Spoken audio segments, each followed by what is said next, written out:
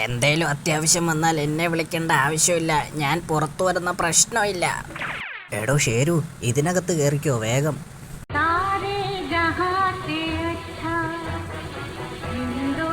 ഇത് ആ African president ആയിരിക്കും. എന്റെ പ്രഭാഷണം ലൈവായി കണ്ടവരൊക്കെ ഇനി ഇതുപോലെ വിളി തുടങ്ങും.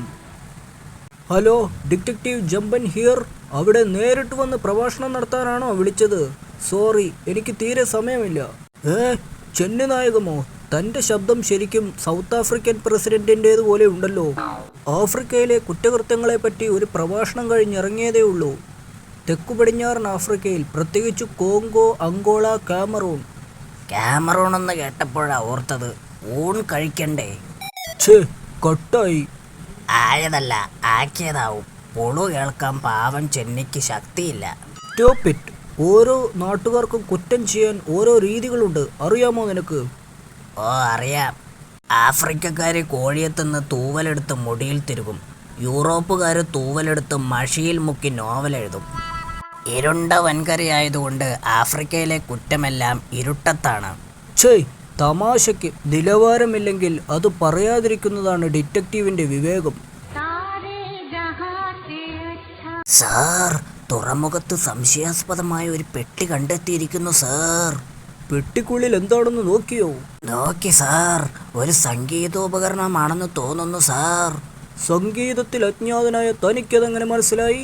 പെട്ടിയുടെ പുറത്ത് ഓർഗൻ എന്നെഴുതിയിട്ടുണ്ട് സാർ. അതൊരു സംഗീതോപകരണമല്ലേ? ആവാം. ഈ ഓർഗൻ കണ്ടാൽ എങ്ങനെ ഇരിക്കും? എല്ല് പോലെ ഇരിക്കും സാർ.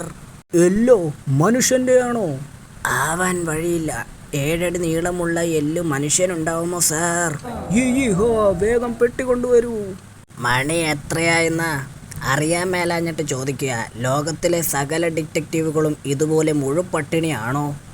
ഇത്തിരി നേരം ക്ഷമിച്ചിരുന്നാൽ 7 അടി നീളമുള്ള ഒരു എല്ലു തരാം. തിന്നാനല്ല, മണപ്പിക്കാൻ.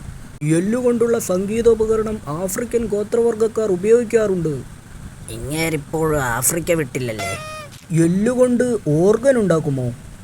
ഓർഗൻ എന്ന വാക്കിന് അവയവം എന്നും അർത്ഥമുണ്ടല്ലോ. കറക്റ്റ്.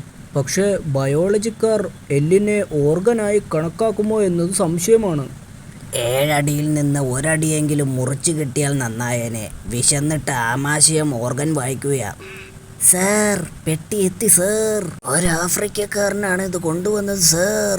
എന്നിട്ട് അയാളെവിടെ? പിടിച്ചു വച്ചിട്ടുണ്ട് സാർ. ചോദിച്ചിട്ടൊന്നും മിണ്ടുന്നില്ല.